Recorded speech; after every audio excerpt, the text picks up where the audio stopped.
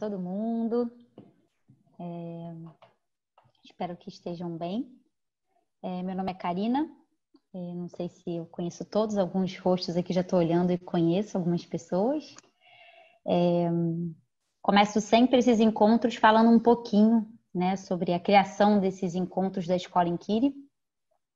O propósito aqui é a gente gerar conexão, apoio nesse momento que a gente está vivendo e aprender. A gente sempre fala que para nós é muito importante a gente estar sempre aberto para aprender. Então, eu venho convidando pessoas que eu considero que me ensinaram. Então, venho querendo estender esse convite para todos vocês, assim, de algo que foi muito significativo na minha história, né? Na história também da Escola Inquiri. E a gente sempre traz pessoas e fala um pouquinho sobre a escola, né? Primeiro, a gente, nesse caso, está trazendo a Sandra e o Yuri, que daqui a pouquinho eles já vão começar a conversar diretamente com a gente. E eles são meus professores de comunicação não violenta, eu adoro falar isso. E são pessoas muito inspiradoras. E para a gente, na Escola Inquiri, a comunicação não violenta tem um papel muito importante, né? Porque, na verdade, o conflito ele tem um papel muito importante, né? Quando a gente fala de crianças que estão se entendendo, que estão compreendendo as suas próprias emoções, estão entendendo os seus limites do corpo físico, do corpo emocional, da relação com o outro.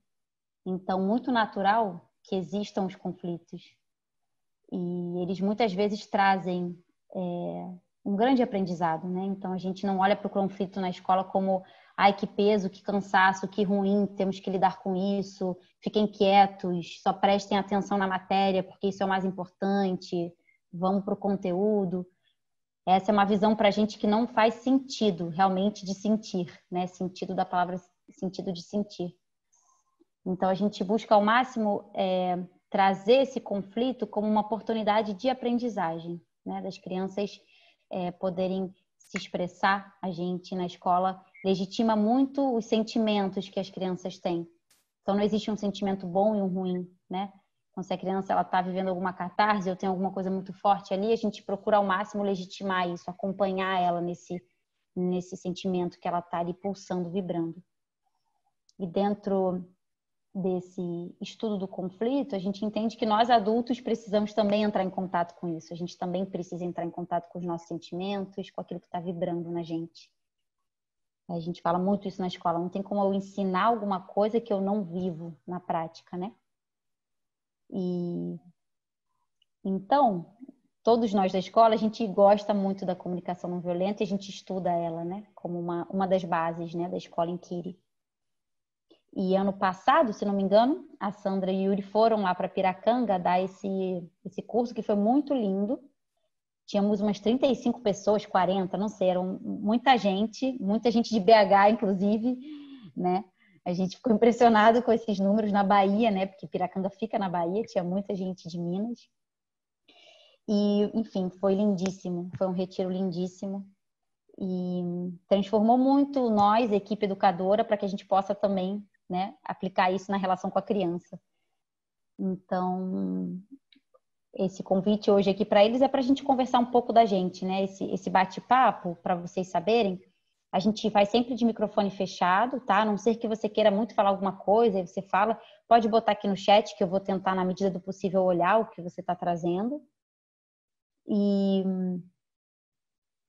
é um bate-papo, né? Então a gente vai estar falando sobre a gente, né? A gente já tem uma relação, a gente até antes de vocês chegarem já estava conversando um pouquinho. Então a gente vai estar batendo um papo aqui. E aí vocês fiquem também à vontade para trazer perguntas, enfim. Tá bom? Tinha gente de São Paulo também, estão escrevendo aqui no chat. Que bom. Tá ali, Valéria. Então tá, pessoal. Então eu vou passar já para o Yuri e a Sandra se apresentarem primeiro, contarem um pouquinho de si. Abrir aqui o microfone. A gente não está conseguindo ver agora as pessoas que estão aqui. Agora estamos vendo. Regina, tem umas pessoas conhecidas. Legal te ver aí. Legal, bem-vindas e bem-vindos a todos. E boa noite. A gente está muito feliz de estar aqui, de receber esse convite. Karina, peraí, deixa eu pelo menos pôr você aqui na tela, para a gente ver. A gente não consegue... Pronto, agora deixa assim? Tá bom? Estamos vendo todo mundo. Então, a gente pode se apresentar um pouquinho, sim. Obrigado pelo convite, Karina. Muito legal estar com você aqui. A Maria está ali também. Então,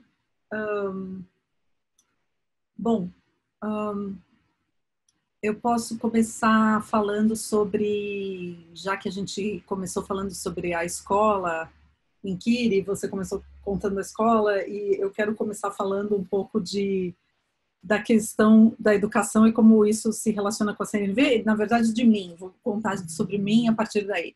Então, eu quando era criança, eu tive a oportunidade de estudar numa escola durante um ano, que era uma escola alternativa, assim, e minha mãe foi dar aula nessa escola, e ela era muito diferente de uma escola tradicional. Então, as salas de aula nem tinham paredes, a gente tinha as aulas, subia nas árvores, tinha a aula do lado de fora, e lá em Piracanga, na escola em Kiri, eu lembrei muito disso, assim, era muito gostoso.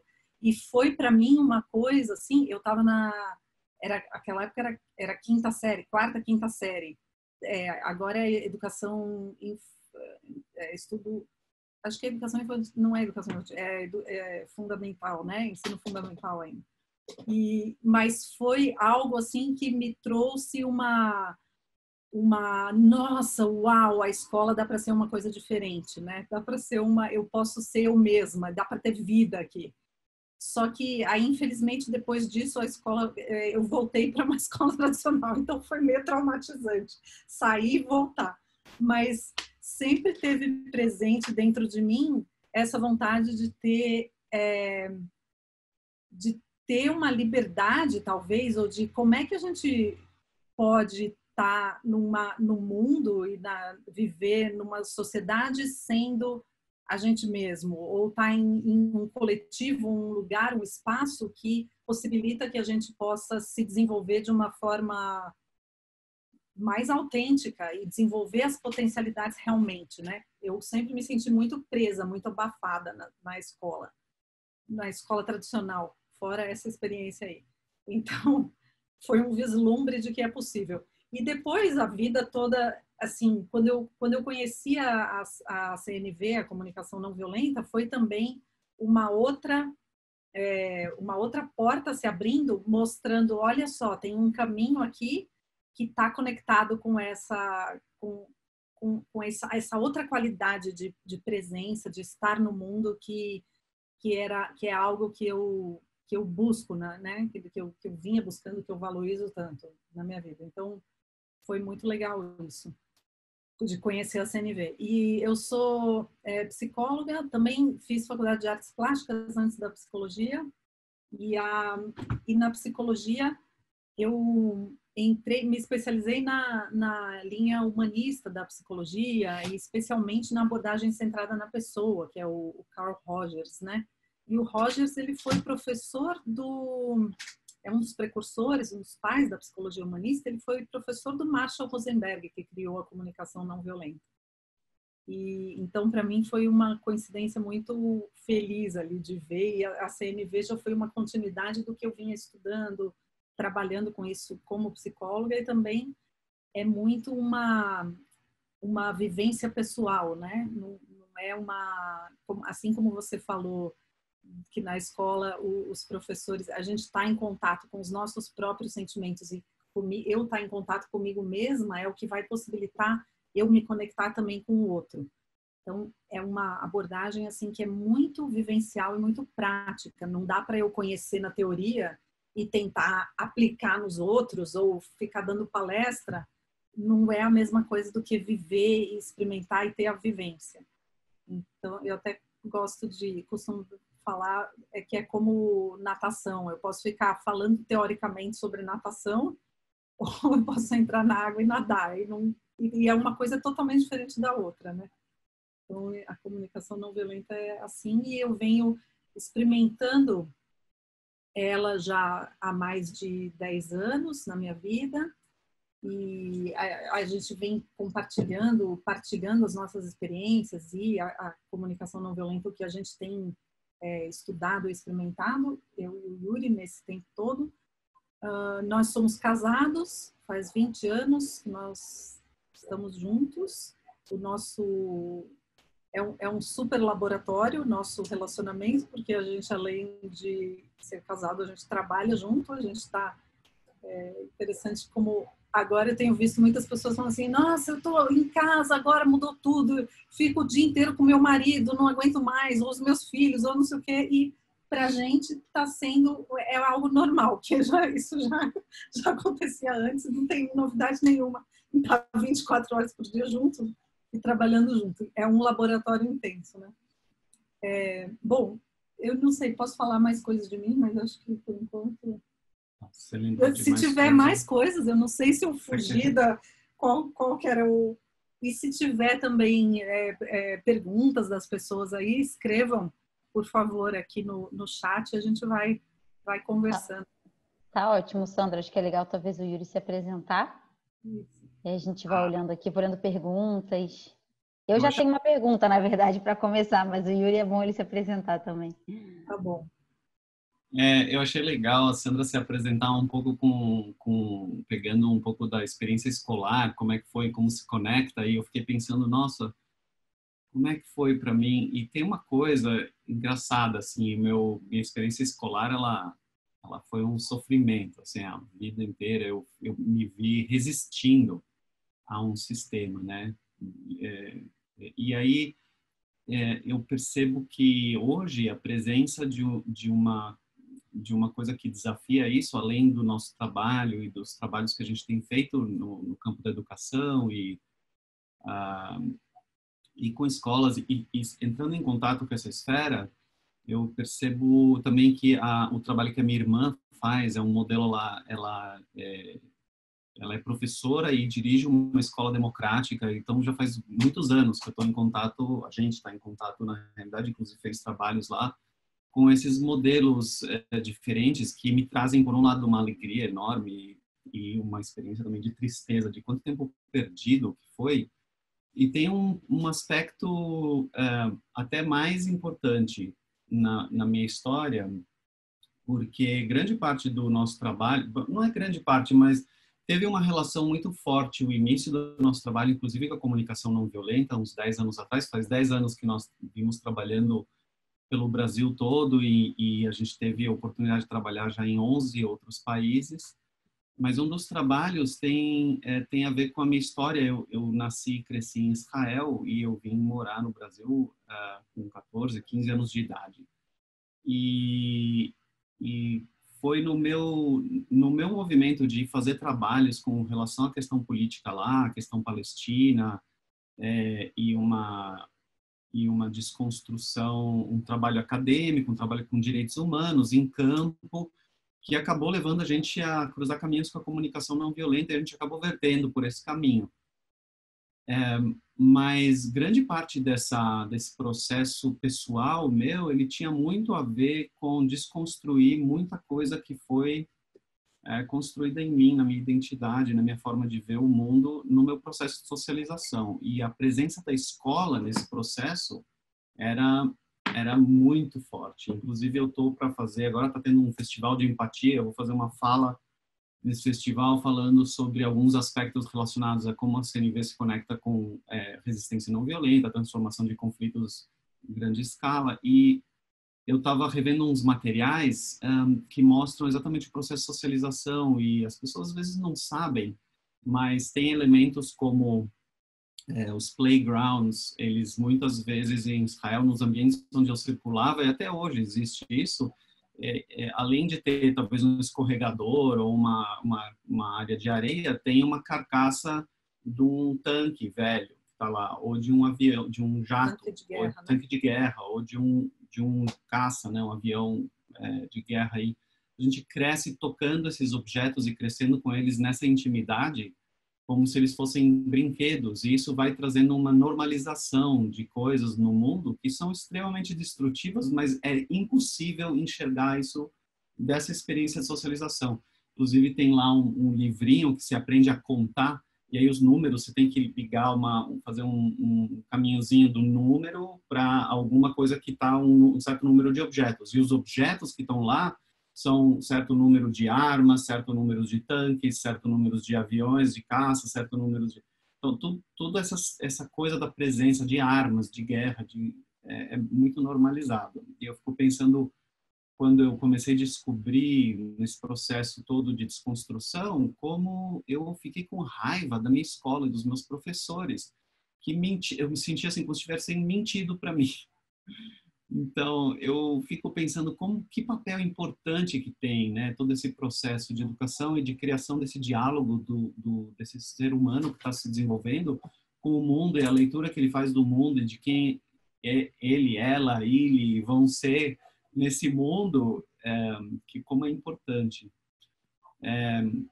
Para falar um pouco, assim, só completar a apresentação, a minha caminhada também tem sido um pouco acadêmica, tem um pouco dessa formação mais formal aí, que é em relações internacionais, em estudos de paz e resolução de conflitos, na área de ciências sociais e inovação social sistêmica, tem muitas coisas, mas que se encaminham e fazem conexão com o trabalho que a gente vem fazendo com comunicação não violenta e outras abordagens também que desdobram os mesmos princípios.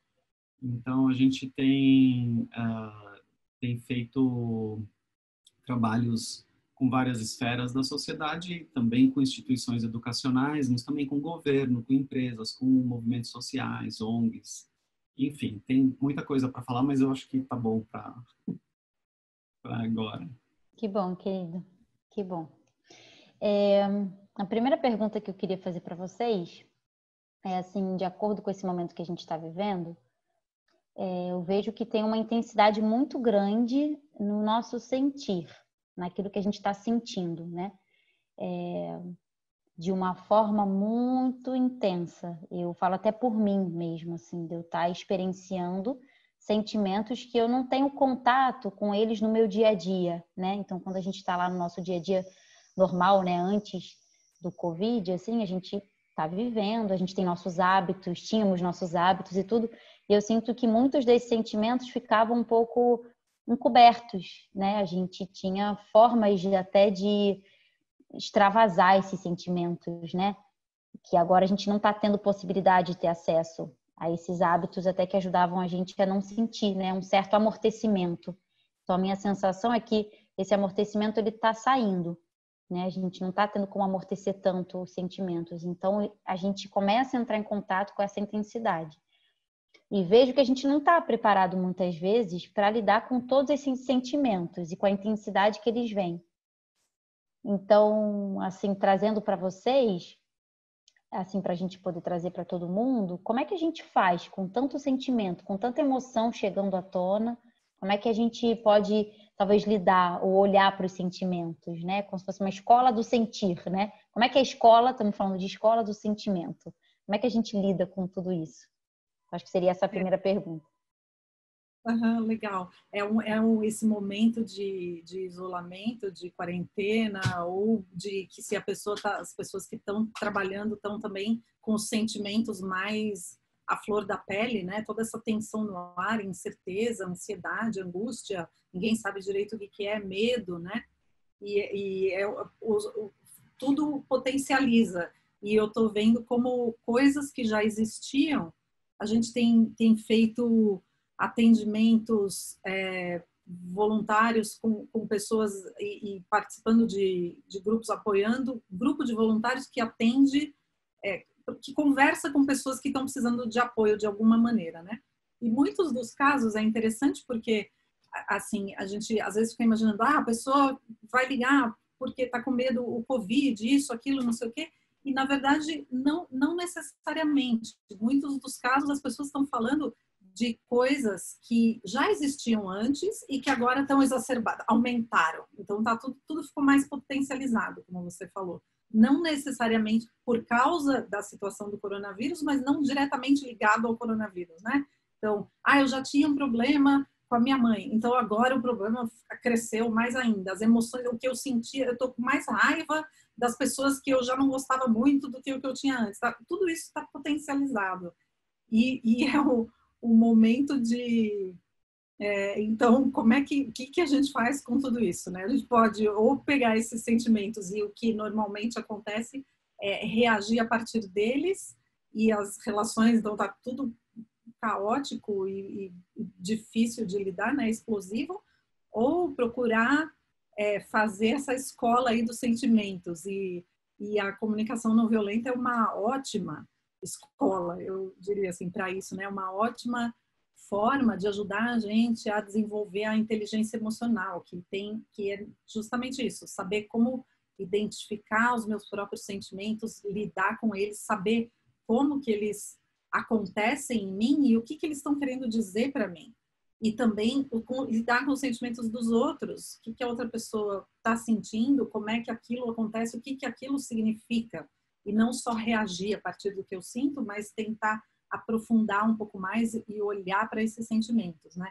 Isso que a gente faz muito com a comunicação não violenta. Quer falar mais um pouco?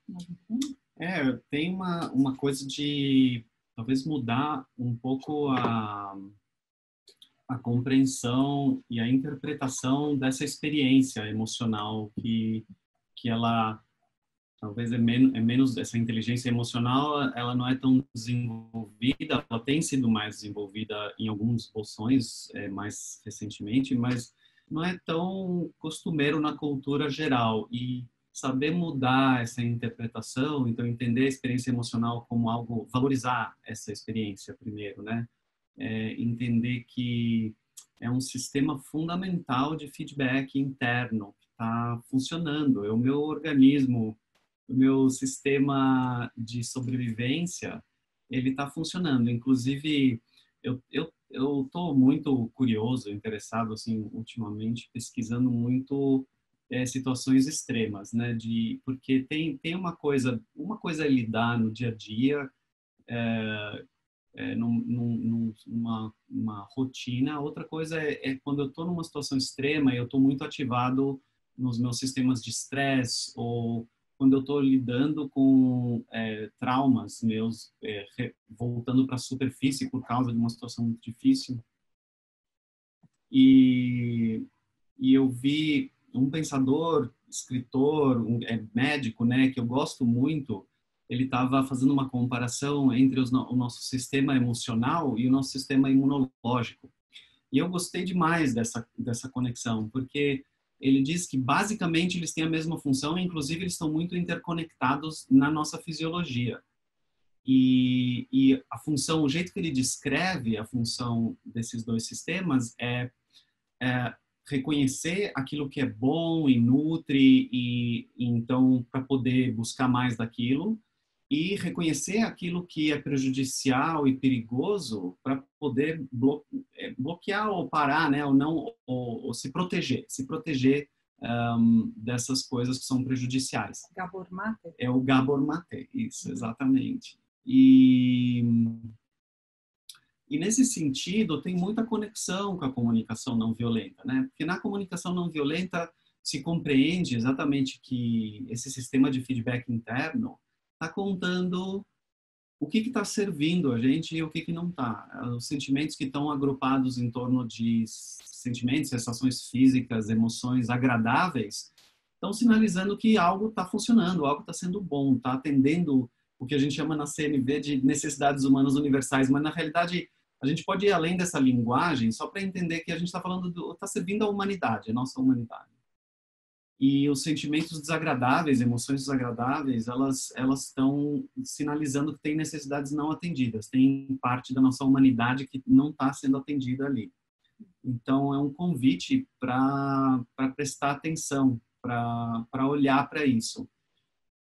E tem algo interessante em torno do surgimento das emoções, dos sentimentos desagradáveis, é que em pesquisas que a gente tem aprofundado e práticas que a gente tem aprofundado, tem uma tendência, isso talvez não seja verdade para todos, mas tem uma tendência de de viver isso meio não tão conscientemente, né? Eu não tô com eu quero trazer aqui alguns termos técnicos só para ajudar a organizar o pensamento, mas de uma outra abordagem que a gente estuda, que chama Process Work, que é processo de trabalho, tem uma...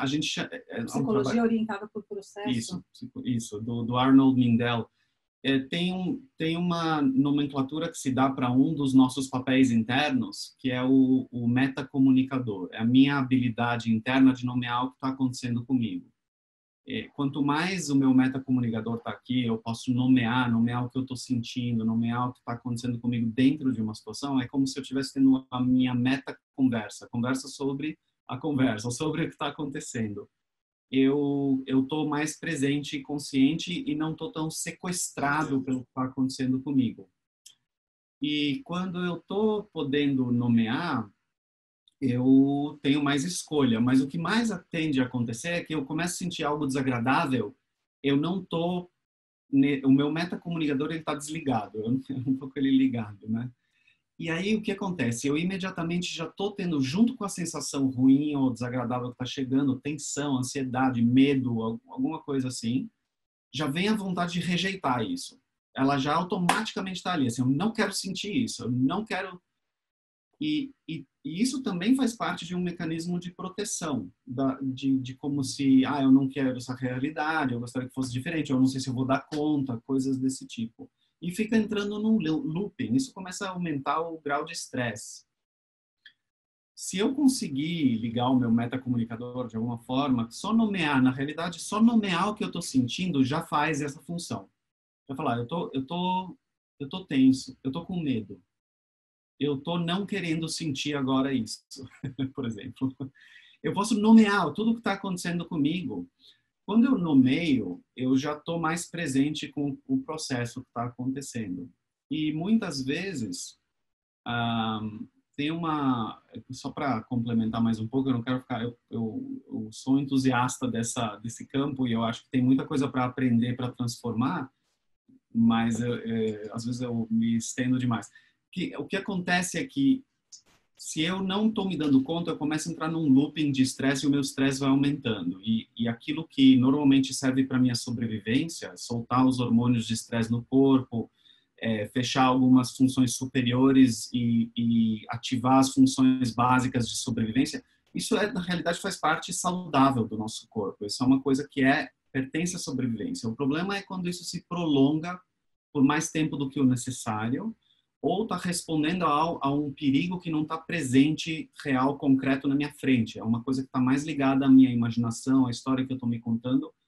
É um perigo real lá fora, mas se eu estou, por exemplo, não estou imediatamente exposto a esse perigo, então talvez eu tenha outros caminhos que seriam mais saudáveis nesse momento. Quer dizer, eu conseguir... Um dos efeitos do estresse prolongado, desses hormônios permanecerem circulando no corpo, é a exaustão. Eu vou exaurir o meu sistema. É o burnout, né? É o burnout. Muita gente tem relatado um cansaço, uma exaustão, e eu acredito que pode ter relação com isso. Mas na medida em que eu consigo fazer a minha autorregulação, isso significa fazer um autoacolhimento, ou ter alguém com quem eu posso conversar e fazer a corregulação, ter o acolhimento com alguém, ter alguma prática de acolhimento, pode ser uma escuta empática, alguma coisa assim, ou eu me ofereço empatia eu mesmo, eu consigo acalmar esses hormônios, sair desse lugar de estresse e acessar minha resiliência, acessar minha sabedoria, meus recursos, ampliar minha possibilidade de ter escolhas dentro de uma situação difícil. Aí que está essa sabedoria de por quê? Por que empatia funciona ou é importante nesse momento? Por que acolhimento é importante? Para eu poder sair desse ciclo de estresse e poder voltar a ativar as minhas funções superiores, enfim. Eu vi que tem uma pergunta aqui, na verdade já está conectado com isso que o Yuri estava falando, né, de como incorporar a CNV na vida diária, como orientações práticas, ou como é que dá para fazer isso.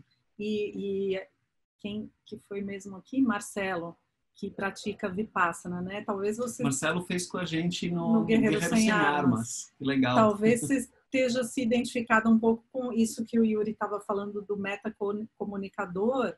O Vipassana é a gente observa, né? A meditação tem muito de observar. É da gente, em vez de eu estar só dentro vivendo e eu não sei o que está acontecendo comigo, eu começo a observar. E aí eu já não estou mais tão identificada com o que eu estou sentindo, mas eu estou observando o meu sentimento.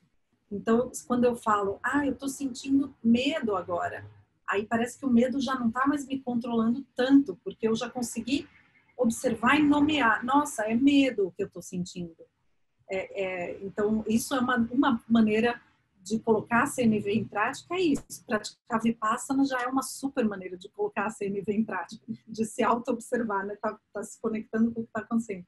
E aí dá para a gente ir até um pouco além do simplesmente nomear os sentimentos, mas então eu estou sentindo medo, ou eu estou ansiosa, mas o que esse medo está querendo me dizer? Ou o que essa ansiedade está querendo me dizer? Não só ficar, eu estou com medo, e agora? Eu estou com medo, eu estou refém do medo, mas o medo, ele está ali, ele é um sinal importante que está me dizendo, me trazendo alguma informação.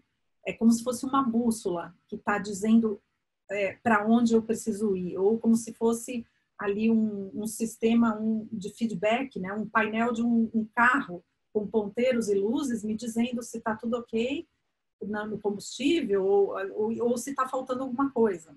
E não é tão difícil assim identificar. Isso é uma das coisas que eu, assim, que na CNV, para mim, foi assim, uau! Porque estudando psicologia, a gente fala muito dos sentimentos e foca muito nisso, mas muitas vezes fica aí, não vai um passo além, que é de aprofundar e de tentar se conectar com as necessidades, os valores, as coisas importantes que estão por trás. Os sentimentos como um sistema de feedback mesmo, que está me dizendo o que é que está faltando ou o que está bem.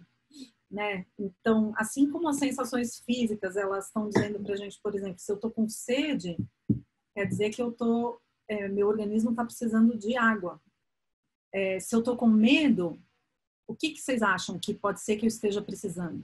Quando eu estou com medo, quando uma pessoa tem medo. Vou pedir para vocês escreverem aqui no chat. Ou talvez eu vou falando, pode ser que a pessoa precise de segurança, talvez. Se sentir mais segura, se ela está com medo. Ou de proteção, ou confiança, ou apoio, coragem, talvez. Alguém ali falou. Entendimento, companhia. Então, comunidade. Não é tão difícil assim a gente identificar o que esses sentimentos estão dizendo, estão querendo dizer. Mas a gente precisa colocar o nosso foco lá. E essa é uma das tristezas, eu acho, que eu tenho em relação ao sistema de educação que a gente, pelo menos a escola e a educação com a minha família e todo mundo, nossa sociedade em geral é uma sociedade que a inteligência emocional é muito baixa no geral. A gente não aprende como lidar com as emoções, né? A gente tem esse super painel, esse super sistema de feedback de emoções e de sentimentos e sensações físicas e a gente aprende muitas vezes que isso tudo é bobagem. A gente se desconecta do nosso corpo e das nossas sensações, valoriza só o intelecto, só o raciocínio lógico, matemático, a razão e deixa de lado essa outra parte que é essencial, né? Como se a gente... se fôssemos pássaros, talvez a gente voa, um monte de pássaro voando com uma asa só e a outra asa não sabe bater, né? Mas a gente tem ela ali, a gente tem esse potencial. Então acho que é isso. Sobre colocar em prática no dia a dia, né? Uma das coisas é essa auto-observação e tentar identificar o que os meus sentimentos estão me dizendo. E outra coisa de colocar a comunicação não violenta em prática é fazer duplas de empatia ou duplas, ter alguém com quem conversar ou ter uma pessoa com quem você pode falar e a pessoa só te ouvir ou você ouvir a outra pessoa também. Então, exercitar, fazer um diário de autoempatia, por exemplo, autoconexão. Eu queria até te pedir para voltar nesse, porque eu sinto que nesse anterior, Sandra, que você falou, que parece algo muito complexo nas relações íntimas, né? A gente está também aqui, estamos falando de crianças, escola, estamos falando de famílias, né? Famílias que estão juntas, famílias que estão na mesma casa agora convivendo intensamente, né? Uhum. E parece uma coisa muito simples, mas é muito desafiador você, assim, realmente ouvir o que a criança está falando. Ouvir de verdade. Não é ouvir achando que ela não está entendendo alguma coisa, que na verdade ela precisa de outra, que na verdade ela está com sono ou está com fome. A gente interpreta muito, né? Porque a gente tem uma dificuldade real de respeitar a criança como um ser que já tem todas as suas potencialidades ali dentro, né? Então, isso que você falou, que parece uma coisa super simples, mas como é difícil escutar o nosso companheiro também, né? Ele só falar, eu só vou ouvir, eu só vou escutar, eu não vou dar conselho, eu não vou dizer como é que ele tem que fazer, o que que ele tem que, como é que ele tem que se portar, que ele tem que... Eu vou ouvir. E isso, assim, é uma joia que eu ganhei com a CNV, assim, na minha vida, né? Que eu tenho um desafio, mas, assim, eu gosto muito de lembrar isso. Se você puder falar um pouco mais, talvez... Uhum. Legal que uma vez, eu não sei quem falou, mas que a CNV, a comunicação não violenta, ela é simples, mas ela não é fácil. Então, eu acho que, para mim, resume bem isso, porque não é uma coisa assim complexa e difícil no sentido de impossível de entender e tal, mas é difícil de fazer, de colocar em prática, também não porque ela é difícil por si só, mas é simplesmente porque talvez a gente não desenvolveu o hábito, porque a gente não aprendeu, não vem fazendo isso desde criança. A gente veio treinando outras coisas desde criança e a gente ficou muito bom nessas outras coisas. Em julgar, em criticar, em dizer que o outro está errado, em falar, não só os outros, mas a gente mesmo também, né? Dizer que esse meu sentimento está errado, que eu não devia estar sentindo isso, que o que eu estou fazendo, o que eu estou sentindo, eu quero esconder, apagar, ignorar. E então é um trabalho de transformação, de autodesconstrução. Por isso que não é fácil. Não é porque a gente não fez muito. Mas eu acho que eu me perdi. Você estava falando sobre... Você estava nomeando algumas coisas, né, que a gente pode botar na prática, e aí eu te sugeri falar um pouco mais sobre essa, né, sobre a gente, o outro só escutar a gente, por exemplo. Sim, e como volta outra vez para aquela questão, né? Se eu não consigo acolher eu mesma e os meus sentimentos desagradáveis, também vai ser muito difícil eu acolher os sentimentos de uma criança. A raiva de uma criança. Se eu não consigo acolher a minha raiva, como que eu vou acolher a raiva de uma outra criança? Se eu tento reprimir a minha raiva, a tendência é eu reprimir a raiva dos outros também. Então, é um trabalho de autoconexão e de conexão com a outra pessoa também, né? E de autorregulação interna e de corregulação, como o Yuri tinha falado. A gente se apoia numa relação, a gente pode se apoiar, né? Isso. A gente teve uma experiência recente, a gente estava em viagem quando estourou toda essa coisa do Covid-19 no mundo e estava bem no iniciozinho, a gente foi estudar nos Estados Unidos, fazer uma imersão de um mês e estava na casa de uns amigos. Eles têm um filhinho de 4 anos de idade e a gente ficou muito impressionado com como a nossa experiência de ter passado lá um mês, a gente não viu ele ter um ataque assim que a gente já viu várias crianças terem momentos assim de né, perder e a mãe perder também e isso não aconteceu ali. E o que a gente sim testemunhou ao longo desse mês era um padrão de resposta, de reação, de resposta dos pais quando o filho vinha expressar alguma coisa. Às vezes ele vinha expressar de uma forma tranquila, às vezes ele vinha puxando, querendo atenção, dando até às vezes batendo, mas não batendo, mas pedindo atenção. E o jeito que eles respondiam muitas vezes era até fisicamente descer para o nível dos olhos, olhar olho no olho e falar assim, você está assim, checar o que era que estava vivo ali, perguntando para ele, você está querendo a minha atenção? você tá feliz? Você tá chateado? Você tá querendo ir brincar agora junto? E era um padrão isso, estava muito presente. Era a maneira que eles tinham escolhido seguir e criar. Parecia que virou parte da cultura. Isso não quer dizer que não vai ter estresse emocional em nenhum momento, mas quando o estresse emocional acontece dentro desse tipo de meio, ele se transforma numa outra coisa. Ele não bate, não tem essa coisa de virar uma explosão, mas é possível ter um manejo. E mesmo eles falavam mais do que eles, os pais, né? Do que eles estavam sentindo e como eles gostariam que ele escutasse o que eles estão falando. Então tinha também uma vulnerabilidade dos pais, não de chegar e impor alguma coisa, mas falar dos motivos, do que eles estão preocupados, do que eles gostariam, o que eles acham que seria mais seguro ou melhor naquele momento.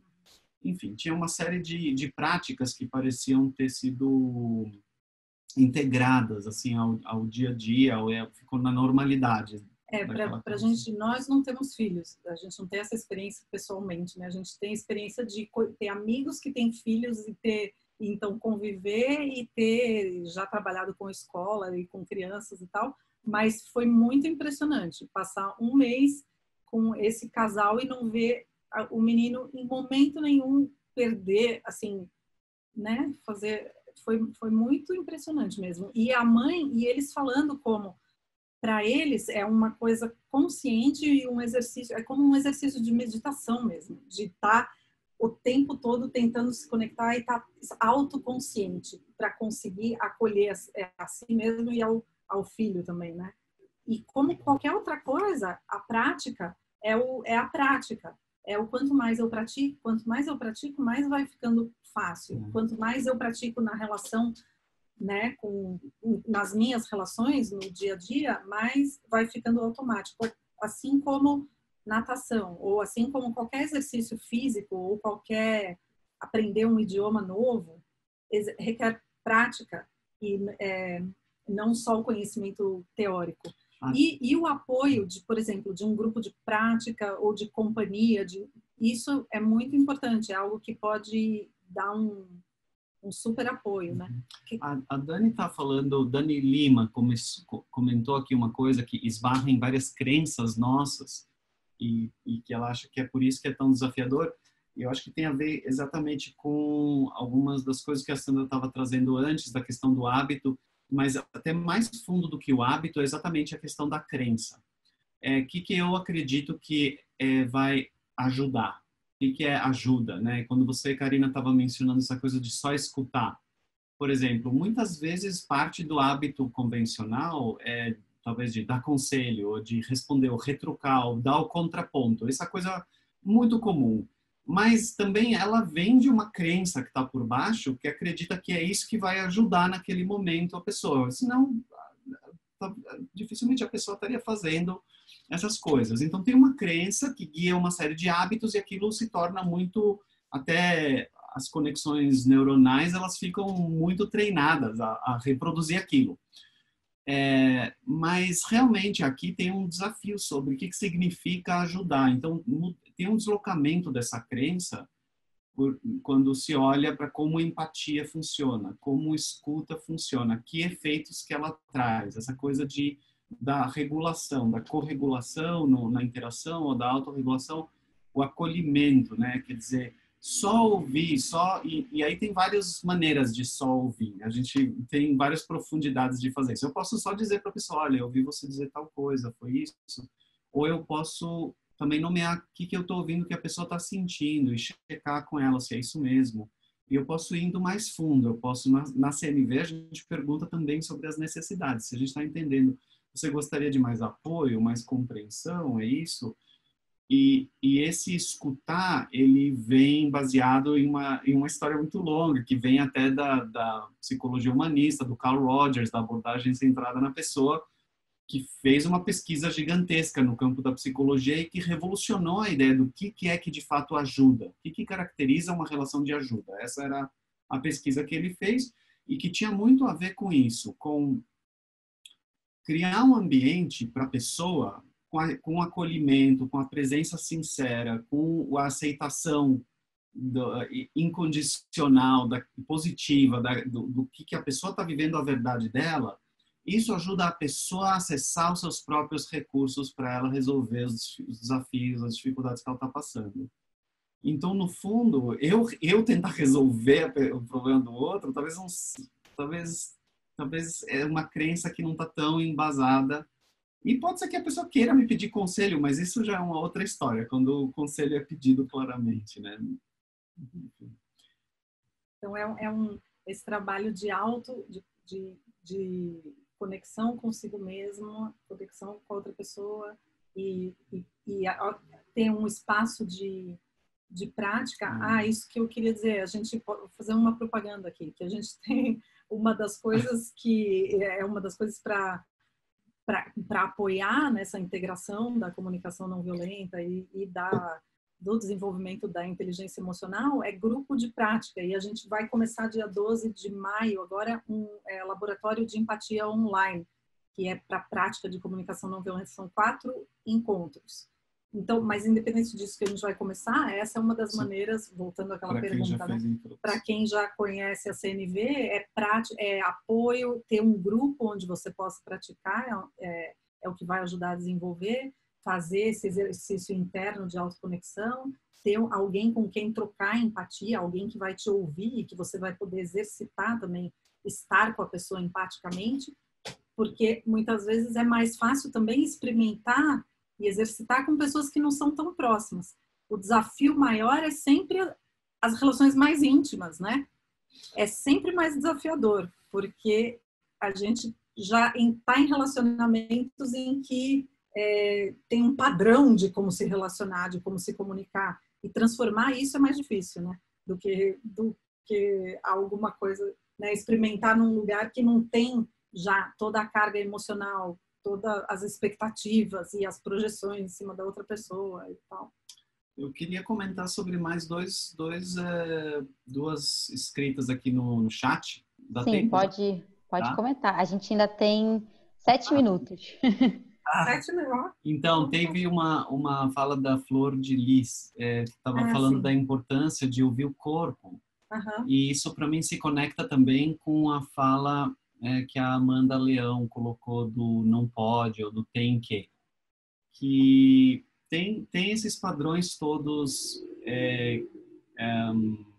sociais do tem que, não pode, e tem padrões, e tem esses padrões que a gente pode reconhecer então como as convenções, mas tem os padrões que a gente até carrega que ficaram fixas desde a infância. E a questão esse estudo, eu gosto muito desse estudo de condições adversas na infância, não sei como chama no português, no inglês, Adverse Childhood Experiences, né?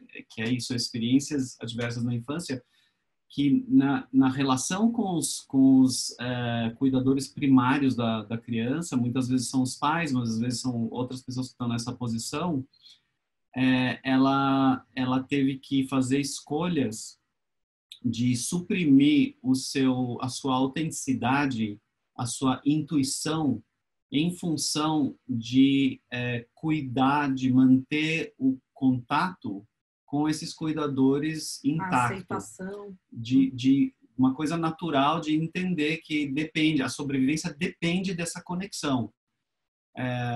Então, o amor, a proteção, a nutrição, tudo isso depende dessa conexão continuar. E, às vezes, os próprios cuidadores, eles já vêm com suas próprias histórias, seus próprios traumas e desafios. Então, tem uma coisa intuitiva na criança que faz ela tentar não desafiar, não pôr muito peso sobre essa relação para poder manter esse vínculo. E isso significa uma supressão, muitas vezes, dessa expressão autêntica, dessa intuição.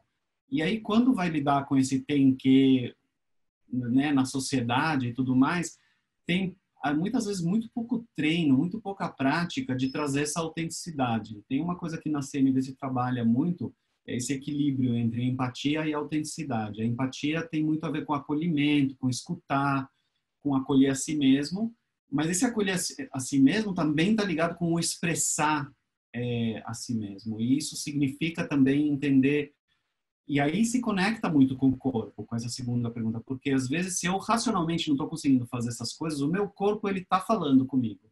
Se eu conseguir sentar, respirar, tentar sentir o que é que está vindo, ou tentar perceber se eu tô escolhendo fazer certa coisa e meu corpo está me dizendo não, tem algum sinal, alguma coisa, procurar desenvolver a habilidade de ouvir isso mais e construir, trazer isso mais à tona. Tem uma relação assim enorme de pesquisas que mostram como o adoecimento está diretamente conectado com essa falta do autocuidado, essa falta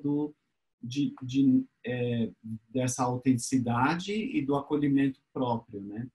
E isso muitas vezes vem porque tem histórias na cabeça de que, muitas vezes baseadas nesse trauma de início de vida, de que se eu cuidar de mim, vai romper o relacionamento, eu não vou ser mais aceito, eu não posso cuidar de mim porque não tem espaço para isso, ou eu ou o outro. E isso é um peso gigantesco. Volta sempre para aquela história das máscaras de oxigênio no avião, né? Que é transcultural isso. Todos eles mandam o cuidador colocar a máscara primeiro em si. Qualquer pessoa. Qualquer primeiro em si. Em você, depois na criança, naquela que está sendo acompanhada, porque eles sabem que a intuição ou o reflexo, a reação é ir colocar primeiro na criança e a pessoa ela fica inutilizada nessa fração de segundo que ela vai tentar cuidar do outro primeiro. Então tem muito essa coisa da capacidade de eu poder cuidar de outros à minha volta, é de primeiro eu me cuidar, eu de estar bem, né? E isso vem com um julgamento pesado de egoísmo, muitas vezes é desafiador. Eu, só complementando essa questão do corpo, os nossos sentimentos, isso é mais uma coisa, né? De que, como eu falei, como a nossa cultura talvez desconecta a gente do nosso próprio corpo, dos nossos próprios sentimentos, o nosso corpo, ele é um desses sinalizadores, ele é a primeira coisa, né? Os nossos sentimentos e o que a gente pensa também não está desconectado do nosso corpo. Não tem um pensamento que passa na nossa cabeça que não desencadeia reações químicas no nosso corpo. Então, a todo momento, tudo isso é uma coisa só, na verdade. A gente fala como se fossem coisas diferentes, o meu corpo, o que eu sinto, o que eu penso, mas eles são muito conectados. A gente está... os sentimentos, eles existem no corpo. Então, eles não são mentais, não é uma palavra numa lista. O sentimento, ele é físico, né? Eu sinto no estômago a raiva, por exemplo, ou na barriga, ou uma tensão no ombro, tudo isso faz parte desse conhecimento, desenvolvimento dessa inteligência emocional, né? Eu vi que tem mais um monte de coisa. Teve uma pergunta incrível aqui, eu não sei se dá tempo de responder mais um. Dá, pode ir, tá? Vamos embora. Da Valéria, que está falando desse desafio tremendo, que é lidar com a diversidade, às vezes difícil de conciliar, que as pessoas têm de estratégias para cuidar das necessidades. E ela está falando aqui do contexto de como as pessoas estão reagindo de formas diferentes nesse contexto do Covid, em termos do qual a maneira melhor de proceder, né? Então, eu imagino que está falando essa polarização de eu ficar em casa ou voltar ao normal. E como é possível acolher, né? Como é que faz para acolher? E eu quero falar que a coisa talvez, às vezes, cria uma confusão, né? Essa ideia do acolher o outro quando está tão diferente de mim, vira uma opressão se eu não consigo, se eu fico nessa base só do acolher e eu não estou dando suficiente voz para aquilo que é importante para mim. E também se eu estou confundindo dois níveis, e eu vou tentar não entrar muito fundo nisso, porque a gente não tem muito tempo, mas esses dois níveis de estratégia e necessidade. As necessidades, elas são abstratas e as estratégias são concretas. Isso significa que conflito tende a acontecer somente no nível de estratégia, somente no nível da ação, da forma de fazer alguma coisa para atender a necessidade. E a questão é que quando o diálogo é possível então conversar sobre, olha, a estratégia que você está escolhendo, eu estou entendendo que você está querendo atender essas necessidades, elas são as mesmas que as minhas, eu compreendo, e ela está ferindo certas necessidades minhas, então essa estratégia não funciona para mim. podemos conversar sobre outra estratégia? E isso é um diálogo, é uma forma de cocriação. Mas nem sempre essa condição está acontecendo. E aí entra toda a questão, a relação que tem a comunicação não violenta com as tradições de resistência não violenta, desobediência civil, não cooperação, que é quando não há condições de diálogo, de cocriação, e é preciso fazer uma coisa que o Marshall Rosenberg chamou de uso protetivo da força, mas o que ele quis dizer na realidade são ações protetivas, medidas protetivas para interromper uma situação que vai causar dano, que tem ou que está quase causando dano. E aí entra uma série de outras estratégias que tem muito mais a ver com frear, brecar o que está acontecendo para poder criar condições para o diálogo. Aqui a gente não tem tempo para desenvolver isso muito, mas eu gostaria só de tocar essa questão de se eu estou me dizendo, não, eu tenho que acolher o outro, eu tenho que acolher o outro, mas eu estou sofrendo aqui, o que está acontecendo é que eu só estou acolhendo o outro, eu não estou acolhendo a mim também. Então, eu consigo entender que a pessoa que está querendo voltar à normalidade, ela está morrendo de medo, talvez, porque ela quer estabilidade, ela quer ver, sei lá, quer segurança e ela acha que isso é só uma gripezinha, talvez. E eu, ao mesmo tempo, isso não atende o meu entendimento de cuidado com a vida. Então, eu vou procurar expressar, trazer, influenciar talvez o campo. Talvez eu não consiga influenciar diretamente essa pessoa e ter um diálogo, mas eu posso talvez influenciar o campo. Eu vou colocar a minha opinião, eu vou expressar. Enfim, são formas indiretas e diferentes dessa que às vezes se imagina como se daria. Alguém falou aqui que ficou com vontade de saber mais sobre CNV e de repente vai participar de um curso nosso. A gente está trazendo para o online os cursos que a gente costuma fazer presencialmente. Já fizemos 2 turmas. Então, quem tiver interesse, a gente vai logo... a gente vai logo começar uma outra turma aí. Então, quem tiver interesse, depois entre em contato com a gente. Isso, vai ser um prazer. Muito bom, recomendo muito. Então tá bom, queridos.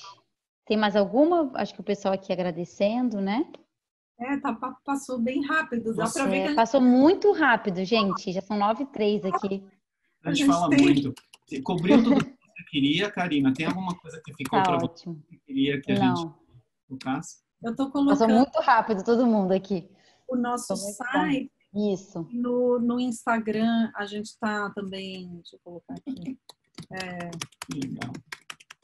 Energia Comunicativa no Instagram, no YouTube também. Isso aí. Muito e bom. aí a gente está fazendo algumas coisas online, assim, como essa conversa aqui agora, outras lives, outras coisas, encontros e... Que bom, gente, que bom, maravilhoso, então. Que bom estar aqui com você e com vocês todos. Deixa eu ver todo mundo agora de novo. E nessa loucura, eu queria mencionar uma coisa que a gente contou para que a gente está mobilizando alunos nossos que ex-alunos e alunos atuais que têm bastante experiência com escuta empática, numa iniciativa voluntária para oferecer apoio empático a profissionais da saúde que estão na linha de frente e que vão lidar com esse boom tremendo que vai tá começando a acontecer, né? Ainda eu nem imagino como é que vai ser aqui no Brasil, mas eles vão ver o pior de tudo isso. Então a gente está querendo ver como é possível mobilizar isso para eles poderem ter um lugar para se regular, acessar sua própria resiliência, se reconectar e poder se centrar e voltar e usar os seus recursos para o trabalho importantíssimo que eles estão fazendo. E também eu esqueci de pôr aqui, a gente escreve uma coluna também na revista Bons Fluidos, que dá para comprar nas bancas, e também eu escrevo um blog na UOL, que está aqui, Sandra Caselato, blogosfera.uol. Então, sempre sobre assuntos sobre comunicação não violenta e temas relacionados com inteligência emocional, com várias, sei lá, com assuntos diversos. Isso aí. Muito bom, queridos. Muito obrigada, tá? Pela presença, foi muito especial. Obrigada a Gratidão. pela participação. E depois vai ficar gravado isso daqui? Vai estar lá A gente vai botar no YouTube da escola e eu te passo, vocês põem no de vocês também. Tá bom? Obrigada a todos. Um beijo grande. Beijos. Fiquem seguras, seguros. Até mais. Até. Beijo. Maria também. Tchau.